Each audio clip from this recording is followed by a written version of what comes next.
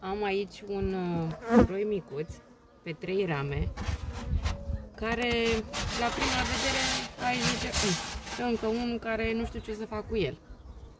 Dar după ce îl deschidem și vedem ce se întâmplă aici, asta e rama de margine, așa arată interiorul primei rame.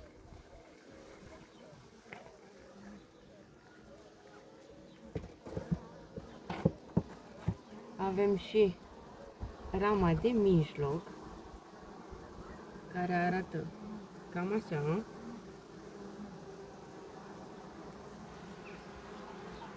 Așa arată și pe cealaltă parte.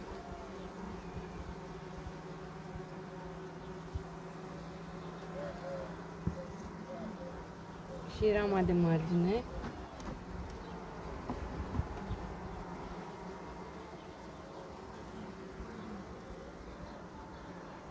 Foarte frumos.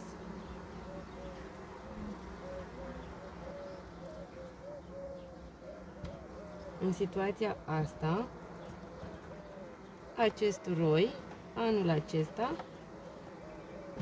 va crește și va fi unul din stupii pe care ne putem baza pe sezonul 2025.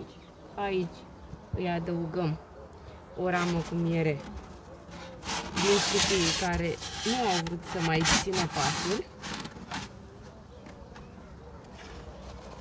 Ne declarăm mulțumiți de ceea ce am văzut. Aici nu mai e niciun pic de sirop. Urmează altă punguță mâine